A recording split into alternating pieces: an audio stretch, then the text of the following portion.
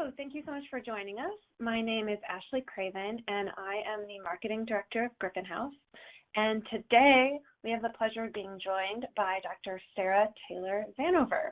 Dr. Vanover is the author of a newly published Griffin House book about emergent curriculum. So thank you so much for joining us today, Dr. Vanover.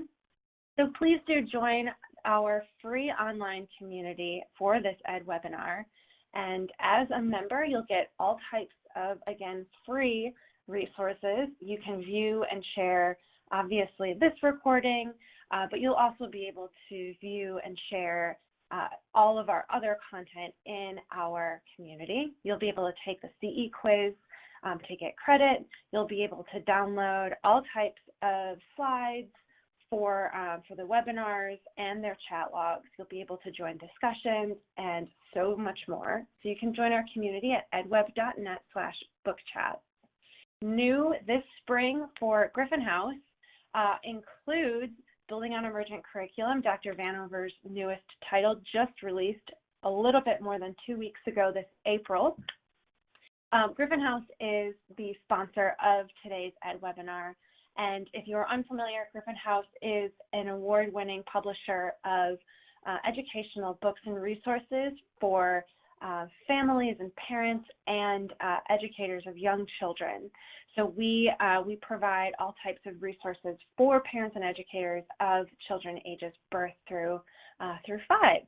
So new this spring, take a look, go to griffinhouse.com and look through all of our new titles, including Building on Emergent Curriculum, which is the title that we will be discussing with Dr. Vanover today.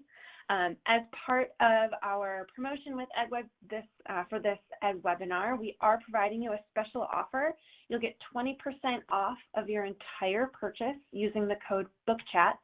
So just use BOOKCHATS at checkout at griffinhouse.com, and that will apply to your entire cart, including Building on Emergent Curriculum and everything else that you're interested in today. And as I mentioned, we are incredibly honored to be joined by Dr. Vanover, who is currently the Director of the Division of Child Care for the Commonwealth of Kentucky. She is dialing in from her home state of Kentucky. She's worked in the early childhood education field for more than 20 years as an assistant teacher, a program administrator, a trainer, a classroom teaching coach. She has experience across the board. And she's also worked at the state level to assist with policy development and supervision of early childhood programs like in-home child care providers and licensed child care facilities.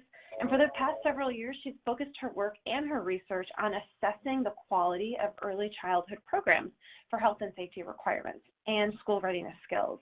So go ahead and join the conversation, and you can follow her on Twitter at Sarah_T_Vanover. To chat with her live. So thank you so much, Dr. Vanover, for joining us today. And without further ado, I would love to hand over the mic, so to speak, to you. Thank you very much, Ashley. So today we're going to be looking at emergent curriculum in the preschool classroom and how to make that a very play-based experience. And again, like Ashley said, this is the content basis for the new book that I've worked on with Griffin House. So I want to start off a little bit looking at theme-based units in the preschool classroom. When I first became a preschool teacher, when I was in school and began learning how to be a teacher, what we really focused on was creating a 2-week theme and picking out books and creating activities that all related to this theme. And when I first started teaching, we were picking themes like the circus or space or transportation. And instead of really thinking about the skills that we wanted to teach the children that we work with, we were thinking all about these themes. And I think that sort of theme-based training for teachers has increased even more. Now that we've gotten into this DIY generation of teachers, we have amazing resources like Pinterest that teachers are logging onto and getting crafty ideas and thinking about what materials they can make for the classroom. But there are some downfalls that accompany this type of theme-based preschool education. We're just going to briefly talk about those. One is the lack of true creative expression for young children. Now, the teachers may be getting a great deal of creative expression because they're looking at all these projects, they're making things at home, they're creating them to bring into the classroom. But the children really experience more of a cookie cutter type of experience when the teacher shows, this is the finished art project, this is what we want it to look like when you're done, now take these pieces and make this. So we lose a lot of that exploratory creativity that we want to see in a play-based preschool classroom. We can also look at some lost learning experiences. When I think about the children that I worked with the last few years that I was in the classroom, many of our kids now might have never seen a circus. They might not have gone to a zoo, depending on the experiences of the kids that you're working on. You may be creating units that the kids aren't necessarily interested in, and without their interest and their buy-in, you're not going to get the same level of learning that you would if you were getting to have a relationship with the children and picking things based on what they want to learn about. And so again, that leads to incongruity with children's interests. As a mother of two little boys, I can tell you that when I try and get them to read books with me, or to watch a nature show with me, or to learn about something that does not interest them, I hit a wall.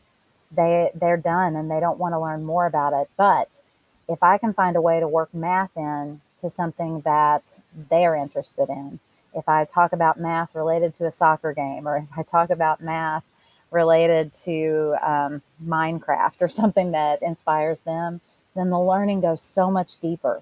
And so those are the things that we want to avoid by doing a more established theme-based unit that doesn't really vary based on the interests and the abilities of the children.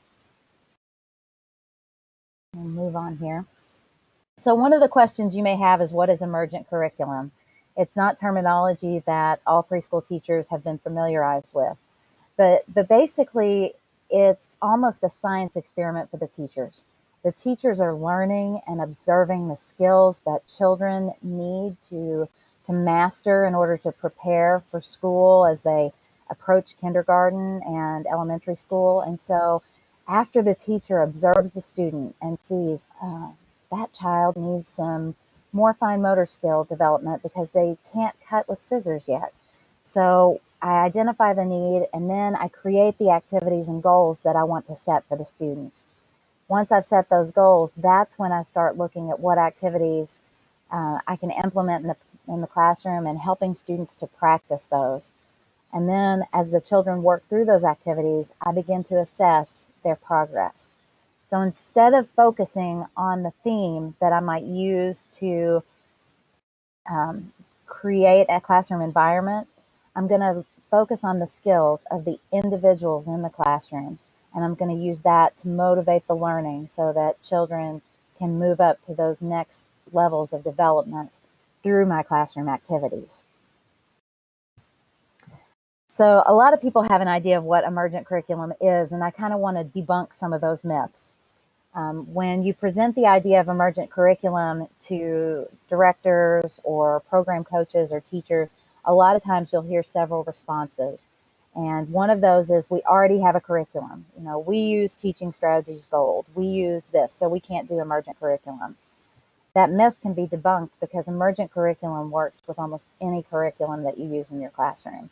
It's a way of implementing the skills, not what materials you have in the class or what your lesson plans have to be. It's almost like applying the scientific method to your classroom. So it works with any set of curriculum. Another myth is there is no plan. You hear this a lot in classrooms like a Montessori school where the children lead the work. And often in emergent curriculum, it's a follow the child pattern for curriculum as well. And so teachers will often say, well, you know, there's no plan. You just let the kids do whatever they want to. But again, as if you think back to that last slide where the teacher is observing and then using those observations to decide which skills children have mastered and then to move on to planning the next skill that they need to learn, I would say there is more planning in emergent curriculum than almost any other style of curriculum you can implement in the classroom. Another myth is the children run the classroom. And again, with this scientific method and the experimentation that the teacher is utilizing to make sure that every child learns to their maximum ability, children might be guiding you towards the topics they're most interested in, but you can use any topic to help them achieve the skill set that you want them to have. So it's kind of an interwoven theme where the children have a content that they like, but you know the skills that they need to master, and so they link together that way. And that's how emergent curriculum can be an excellent way to partner with the current curriculum you use in your classroom. And then the last myth is this is way too much work. And I'll tell you this, teaching in general is always a lot of work. This is not a career path that you take because you think you can slide through. But when you have children who are engaged in learning, you have a lot less work than when you have children who are bored and create their own excitement in the classroom and in the play areas.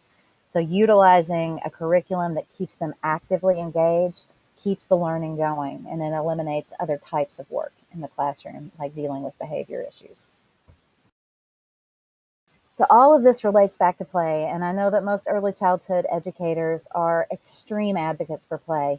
When somebody says that they don't, when a parent often will come to you and say, I don't want my child to just play all day, that's where we as early childhood specialists say, wait, play is what is so important for our children. And again, I'm going to refer back to Maria Montessori, who created the Montessori classroom. She regarded play as the work of the young child. We have other philosophers like Piaget that basically said that children learn through their senses, they learn by experimenting, and play is the method that they use. What I love about play is the experimentation and the exploration. If we want children to become young scientists and figure out how things work and how to manipulate the environment and to explore the world around them, then play allows them to have that. Whereas a preschooler sitting at a desk doing a worksheet is not learning how to explore and how to question the things around them. When a child feels safe in a play-based environment, they feel safe to respond with an emotional response. This is another way that play helps the social emotional development of the young children, that they feel like they can develop those skills, the essential skills like self-regulation and being able to say what I like and what I don't like, being able to learn to work in a group. And so having a play-based environment creates that safe opportunity for children to feel like they are part of the classroom and can express those feelings. And also, play allows kids to form healthy habits. When we have children that sit at a computer and just take in information, it's so much different than a play-based environment where they are allowed to walk around the environment, to move and to explore. We set those healthy habits of motor play and seeking information out in a play-based classroom. Unfortunately, we have seen a large decline in play-based classrooms, and I think that a lot of it has to do with this push towards elementary school that many of us have experienced during your teaching career. I can say that what I experienced in first and second grade is what I watched my two sons do in the kindergarten classroom. And as elementary school standards have moved up, so have preschool standards. When I was a director or a teacher in preschool classrooms, I would have parents come in on the first day and ask me, when is my child going to learn to write her name? When will she be ready for kindergarten? Are you going to make sure she can read before she starts kindergarten? And we feel this momentum pushing us towards elementary school, and teachers oftentimes kind of feel run over by the expectations that society, that parents, that upper administration has placed on them. And as we feel this pressure, many teachers turn to flashcards and paper and pencil work and forget how essential play is for young children. A desk and a pencil is not a place for a 4-year-old to sit. 4-year-old bodies were not made to sit and to do writing work all day. In fact, honestly, kindergarten and first grade bodies weren't made to do that, but definitely in our preschool classroom, we don't need to see sedentary children memorizing facts. We need to see children that are up and moving and exploring the environment. And a big part of that is the difference between seeking out information and being fed information. If I sit back and I watch TV, I'm waiting for the information to come to me. I'm not seeking it out. I'm not problem solving. I'm just waiting for somebody to give me an answer. And again, when we play, we are seeking it out. We become the problem solvers and the creative thinkers. And so we want to avoid those opportunities for children to just sit back and wait for information, but we want to make them active participants. So again, why is play important? Well, one of the reasons that play is extremely important is language development. One issue that I begin to really stress, even with our infant and toddler teachers, is that language is one of the key things that children learn in quality infant toddler classrooms and up through preschool. When we're playing together, we're interacting, we begin to have back and forth conversations, we begin to ask questions, and we hear other people's language skills. We hear teachers modeling language.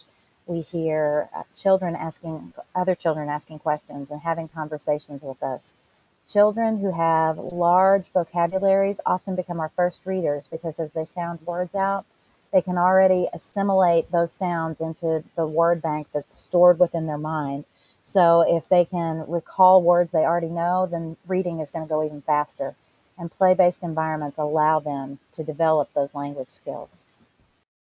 Another important part of play is messy play and sensory play. And I know that there are teachers out there, even fabulous preschool teachers that I've worked for years, that do not want messy classrooms. That just really bothers their sense of order. But messy play is a skill that we have got to operate in the classroom. We need finger painting. We need shaving cream play. We need sensory tubs and tables with dried rice or pasta, because children need to experience learning with all of their senses. They need to hear it, smell it, see it, touch it, and in some case taste it, to have all the input that they can to learn through their senses. And those experiences not only help them to regulate their sensory system for later in life and to be less afraid of new experiences, but it also helps them to learn in different styles of learning. We talk about Gardner's different styles of learning, that not academics aren't the only type of learning, that there's auditory learning and auditory intelligence, that there's natural intelligence that based on nature. And we want to make sure that sensory experiences are present so that children can learn many different types of learning skills. Again, large motor skills are so essential. Children running around the classroom, climbing on monkey bars, doing cartwheels on the playground, those things are so important and such important play skills, because children who do not have good gross motor skills, large play skills, do not develop good fine motor skills. If you have a child who in elementary school who's struggling with their handwriting because their fine motor skills are weak, you have to take it all the way back to gross motor and to make sure that those tummy muscles and those arm muscles are really in place and built well so that a child can sit firmly in a chair and that they have secure leg muscles as they sit at those 90-degree angles in the chair. And so we want to make sure that big muscles develop first, because we have to have our big muscles in place before we have our little muscles. And then there are so many aspects of play that invoke those higher thinking skills, those cognition skills, because the most wonderful dramatic play stories, the best brainstorming always happens in play. When children think of, stories with a prince and a castle and a dragon and all of these elaborate play stories, or even things just in their home. I'm going to the grocery and you're going to the hardware store and we're going to meet back here and then we'll build this in the backyard. Those are all those problem solving and creative skills that they're bringing together in the play environment. Again, we already have a curriculum. So Emergent curriculum fits with so many types of curriculum. It really has a foundation in Montessori and Reggio Emilia curriculum, because these two approaches, both created in Italy, were based a lot on following the interests of the child. And that's a foundational part of Emergent curriculum, because you want to watch what interests the child, you want to watch what skills the child has already mastered, and then push them towards the next skill.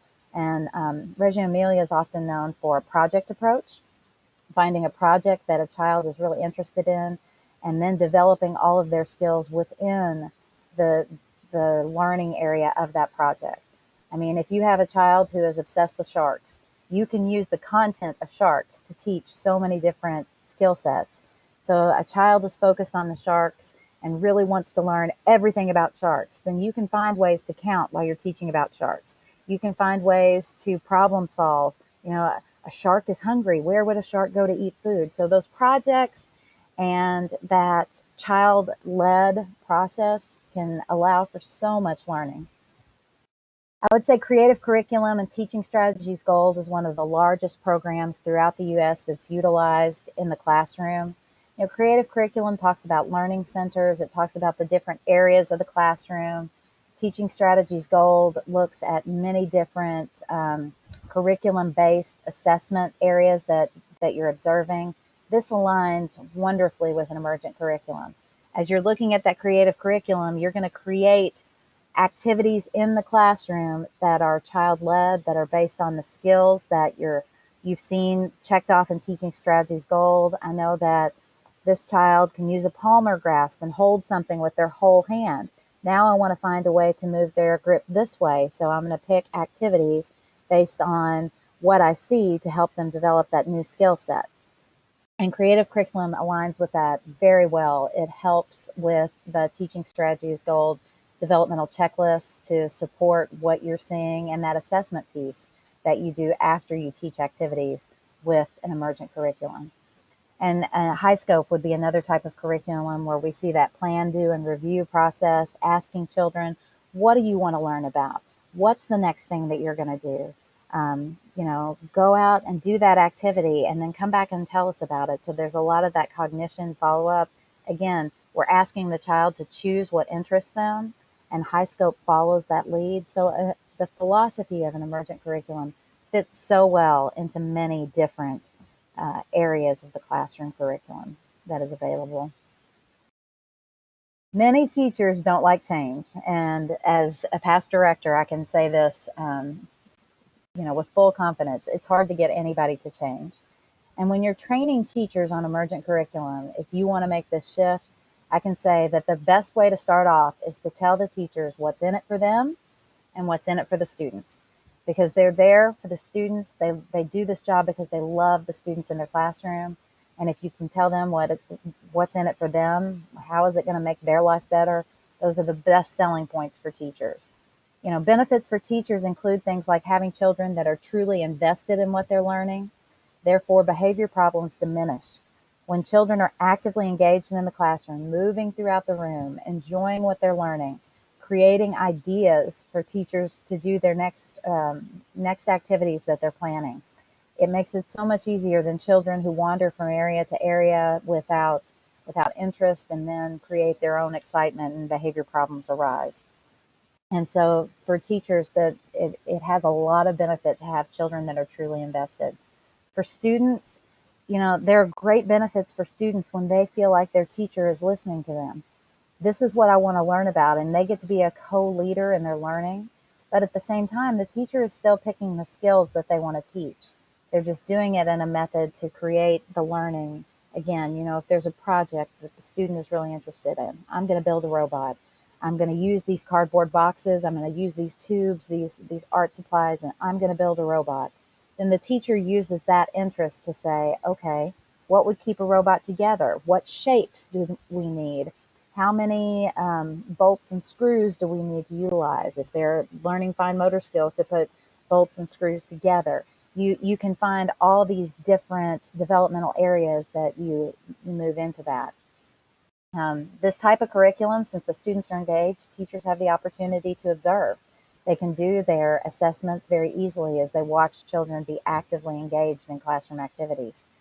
And, you know, this doesn't have to be a complete change in everything that a teacher does in the classroom. You can begin by slowly implementing the things, by watching what children are interested in, by trying to change one piece at a time, planning more and more activities based on what skills you see the children learning and moving in that direction. Whenever you do curriculum changes and implement new systems, there's also parent communication that you want to make sure goes into the process. And I think many of us Again, as school readiness requirements get more strict and more competitive and just more demanding, parents have more and more questions. What will my child need to be ready for kindergarten? Does my child need to know how to read now, or will the kindergarten teacher teach them that? So parent education is a huge part of any curriculum system. But as classrooms move on to make changes, to explain things to parents, we have a lot of resources that we can provide. Parent education nights are a fabulous way to do that. And you've kind of got different ways that you can do that. The first thing I think of is creating a parent education plan as a director and a staff. How do we want to teach parents about this emergent curriculum over the next year? Are we going to have an open house? Are we going to have a parent education night that's just for families? Are we going to provide resources? And get a plan creative of how you're going to do that, just so that you know, hey, it's probably time for me to send more resources home. Or I think we should bring the parents in to let them observe and see what the school looks like with these emergent curriculum projects throughout the school. So once you have your plan in place, you've got open houses that you could have maybe after school. Let families come together. Children can walk around and show them projects that they're working on as a group, or that they're creating, and how the teachers are using these to help learn. We also have family education nights that might just be parents, giving parents a time for a Q&A to ask, okay, I see that you've been talking about robots for a month and you keep talking about it. Is my child still learning? And the teacher can come back and show, these are the projects we've done. These are the things that we're learning about. And we continue to talk about this topic because your children are so engaged, because there is a great sense of community in our classroom by working on this project together and continuing to answer questions. We started off asking questions about how to build a robot, and now we're moving on to what are the parts of a robot, and then we're talking about what robots can do. So there's a lot of different ways that the same project can still be an active learning experience in the classroom. And then again, providing resources, continuing to show off the environment, just making sure that parents feel like they know what is happening in the classroom. The great thing about building school readiness is that you have specific areas that you're going to look at. You want to maintain health, physical health, motor skills, language and communication, social emotional development, particularly self-regulation, which is a big part of being ready for kindergarten, and cognitive pre-academics. But an emergent curriculum allows all of these areas to be touched. There's a lot that emergent curriculum can do to support every area of the classroom. With our social skills and emotional skills, this is one of the key areas for preschool that, even if a child doesn't go into kindergarten knowing their alphabet, knowing all their numbers, kindergarten teachers are trained to do that. And they will tell you, that's my job. When they get here, I will teach them the alphabet. But helping with social and emotional development is really our job in preschool. We have to help this happen so that when they get to kindergarten, they're ready to take on more academic level skills. And an emergent curriculum classroom where children ask questions and feel like they can problem solve, it can open up a lot of social emotional development. Teachers are going to model these social emotional skills. That scared me. Oh my goodness, could you tell I was scared? Or, modeling conversation skills, having back and forth conversations with your co-teacher and then with children to show those emotional and social rules of the classroom. Working at each child's pace. That's a big social rule of an emergent curriculum classroom, where we don't assume that every child is learning the same skill. Whereas when we do those theme-based units that we're all going to do this activity, we don't allow for as much developmental variation. We may have a norm that we're shooting for, but we know that there are always kids that are above that developmentally and children that are below that. And an emergent curriculum classroom really allows children to work at their own pace. Holding conversations, again, following social rules. Social rules is a big part of preschool classrooms. And we really establish that, sitting down and asking children, what should our classroom rules be? Why do we need to have these rules? Is it okay to come and knock down somebody else's work when they've been building a robot for the past 2 to 3 weeks? Helping them to understand the rules of society and how we treat other people. And Emergent curriculum opens that up for many of our students. Handwriting skills. I love the way that Emergent curriculum can support you in handwriting skills. Whereas in a typical paper and pencil setting, you would sit a child down at a table, give them a worksheet, and tell them that they have to trace over the dotted line to create letters. With a process-based approach like Emergent curriculum, we start off developing hand strength, letting kids play with clay and Play-Doh and draw in sand tables, and really getting our hands strong enough so that we're ready. Then we begin letter recognition. So well before a child has the ability to sit down with paper and a pencil, they can still be drawing in a sandbox and making the letters and learning the shape of the letters, even though they might not have the hand strength to hold the pencil correctly yet. So we're doing this long process as opposed to looking for a product, an end product. And Emergent curriculum is great at that. It's about the process of learning, the play that is involved in learning.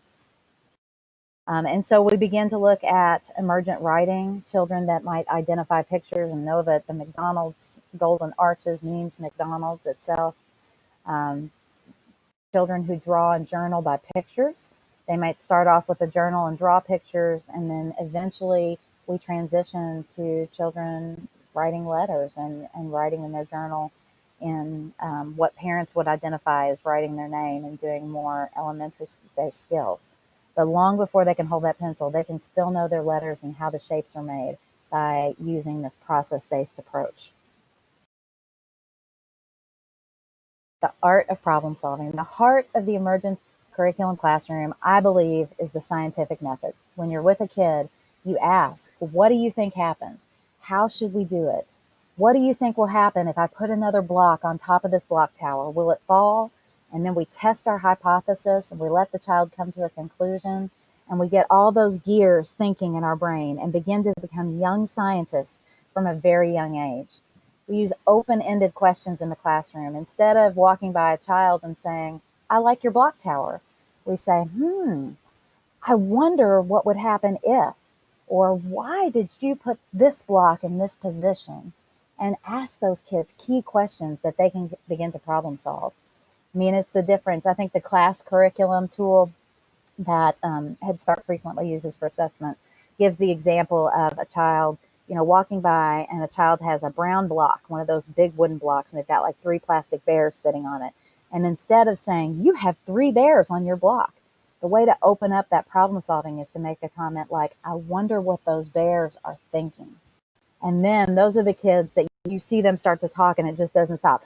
Well, this bear said this, and I know that last week they went to see their grandmother and then this happened. And there's an excitement that comes with that when you open those questions up to children instead of just saying, is this red? Is red your favorite color? Oh, I like red too. But you also want to set up your classroom in a way that allows for that curiosity. Having loose parts available in the block area and the art area, and letting children put things together and try and experiment throughout the classroom.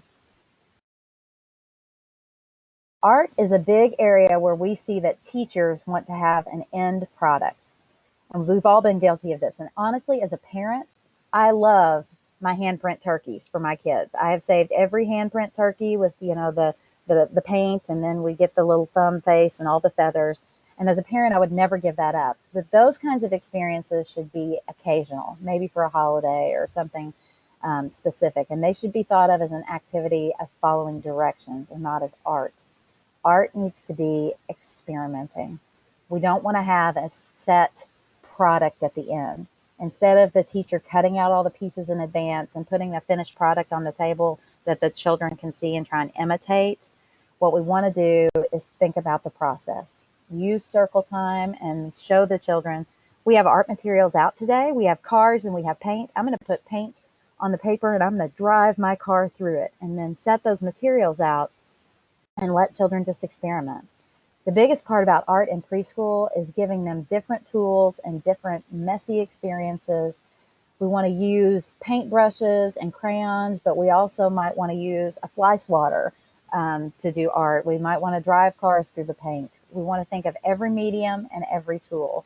So not just paint, but also pastels and chalk and crayons and markers and dot painters, any different type of material. And then we think about the tools. We want to think about traditional ones like paintbrushes, but we want to think about the stranger ones. Like we did toilet plunger painting in my classroom at one time. We got big rolls of paper, put it on the floor, got paint trays like you would use to paint the walls of your house. And we got clean, brand new toilet plungers, put them in the paint and started putting them on top of the paper, and we had toilet plunger art. It's a time of experimentation and not a set end product that you want the children to end with. So that's the main content that you'll see in the Emergent Curriculum book, but there are so many ways that you can adapt Emergent Curriculum for the classroom.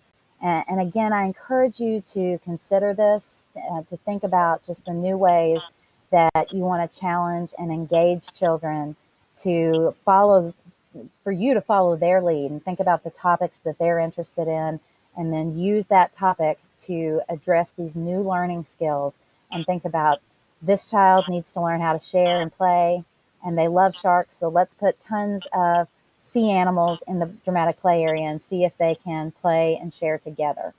And those are the ways that you implement this curriculum in the preschool classroom. Thank you, Dr. Vanover. I love that. I love the entire concept you shared, because children are, they're so intelligent and they're so ready to learn that just giving them the tools and perhaps the helpful direction to help them do so is all that they need. And so helping children lead that is a beautiful process. I love how you walk through from an educator's perspective, and how educators can bring the family into the conversation and into the concept. What are some ways that educators could help engage families at home? So what are ways that, outside of the classroom, that families can continue this type of learning at their home? One big part that kind of helps families go through this is the way that the teacher documents everything in the classroom, so that parents initially get a concept of it. When I first started teaching, there were no digital cameras. That kind of makes me sound old, but the digital camera has got to be the greatest tool that a teacher has for parent communication and to see what we're doing in the classroom. If the classroom is studying hibernation and they've created a cave with big boxes and they're taking the teddy bears in to go to sleep, we take pictures, we send those home to parents, and then we say, we've been learning about animals that hibernate. Are there animals that hibernate in your house? How can you help them to hibernate? What foods do they hibernate? And kind of engage them in that learning process, so that not only are we helping to ask open-ended questions for the family and continuing that learning that way, but also they've gotten to see documentation, photo documentation of what's happening in the classroom, so that they understand how we're using this to help children learn. And, again, just from having a cave and putting the bears into sleep, you think about learning life cycle and science information, but also group play and social skills, so that everybody's teddy bear gets in the cave. We've had fine motor and gross motor exposure building the cave. And so there's a lot of different skills. Sometimes when teachers do those types of activities, sending home a list of some of the developmental skills that we've been working on with those group projects can also help incorporate parents, because if they know that we're working on fine motor skills, if they learn that we've been practicing gluing and cutting to make the outside of our cave, then maybe they can do some of those types of exploratory activities at home. And it also gets them away from the idea, so many parents will ask me questions like, what can I do with my child at home? What should I be doing? I got letter flashcards, and I got this. And the thing that I always refer back to with parents is saying, read to your child every night and ask them open-ended questions. Ask them questions about, you want to go on a scavenger hunt in the yard? How can we look for new bugs? Where would we find them? What should we go do? I wonder what this bug is thinking now that we caught him in a jar and we're watching him light up. Those are the kinds of experiences that we really want to copy at home to create deeper learning, instead of sitting at that table doing coloring sheets and alphabet flashcards. Right, and I love how that, an interactive approach to learning with your child, I think it makes it fun. And like you said, you're not just sitting at the table, doing worksheets, but instead you're provoking their curiosity and you're asking them questions and engaging with them. So I think that's a really beautiful way, you know, whether you're reading a story together or you're just having a conversation. I think that's such a beautiful way to, you know, to extend that kind of learning at home. So I love how you also explain, you know, the true benefits, and very evident benefits of emergent curriculum and what play-based learning, what that looks like and what it means. So if there are still some naysayers, as an administrator, what are some things that you would share with administrators to help get their team, their, you know, teachers, their staff on board with this approach? One of the best things I think that we can do for teachers, if you have a teacher who's a holdout, is to get them the opportunity to observe a classroom where this is happening well. I think when you walk into a classroom and see a true emergent curriculum in place and you see how engaged the children are, and that you don't have children fighting and running around because they don't want to be in that center for 10 more minutes and those types of things, I think just that experience of observing it in a successful way speaks volumes. Sometimes when we see it and hear it, again, sensory learning for the teachers, when we can see it with our senses and see how that works, it really can win a lot of teachers over. And the other thing is just sitting down with a teacher, taking step-by-step learning. One of the things we really discourage with emergent curriculum is doing your lesson plans like, you know, multiple weeks in advance, because you don't know what skills the kids will be working on. You don't know what they're going to be interested in. And so sometimes an initial first step with a teacher can just be sitting down and saying, okay, on Wednesday, we're going to plan for next week. And we're not going to plan any further in advance. We're just going to look at next week. We're going to see what the kids are interested in right now, what they've been talking about, and what are the skills that we're really looking at. And so getting that initial shift to think, okay, we're not planning 8 units 2 months out. We are not going to do cars and transportation every January like we always do. But we're going to think about this group of kids and what they love. You know, when I first started teaching, my first year, 2/3 of my class was boys. And the energy level in the room was like the roof was going to blow off. I mean, it felt like an explosion. And then the very next year, it flip-flopped, and I had 2/3 girls. And everything was calmer, but the girls were fighting all the time. You can't come to my birthday party. I'm not going to be your friend anymore because you looked at me the wrong way. Your classrooms change so much from year to year that you can never use the same curriculum again without changing it based on your students. And I know that we have veteran teachers who have units that they've loved, and they save them and they put it in a big Rubbermaid box in the attic and pull it out for the next year. But we have to get away from this mindset of thinking that what I did last year with that group of students is automatically going to work with this year's group of students. We have to think about the kids that we have. And the first step towards that is waiting to plan just a few days before the next week so that we can see the interests of the children. Right. And that really bleeds into my next question and the final question for today. And you kind of partway answered it, but you know, the way that you talk about, you know, shifting a routine and shifting almost like educators' expectations of what the year is going to look like. You know, how can emergent curriculum truly be implemented? Does it have to be an overhaul, or can it be something that's more in smaller, approachable steps? Like you said, you know, shifting to planning on a more weekly basis rather than monthly, or you know, what have you. Yeah, and now one thing that educators often think is, I'm never going to be allowed to do my transportation unit again. That's not true. So I think that they move to these big steps. If you have a group of kids that's really interested in transportation, you might spend 8 weeks on it. It might be a long-term project in your classroom where you continue to ask more questions. What makes a car go? Which is faster, a car or buses or airplanes? And you continue to ask new questions every week. There is a schedule, and I want to kind of keep that in your mind. The daily classroom schedule is always going to be the same. You know, if you come in and you have breakfast and then an extended work time with play areas, and then you transition to outside time, and that routine of the day, routines are essential. They're going to stay the same, but you just might not be able to plan out your curriculum that far in advance.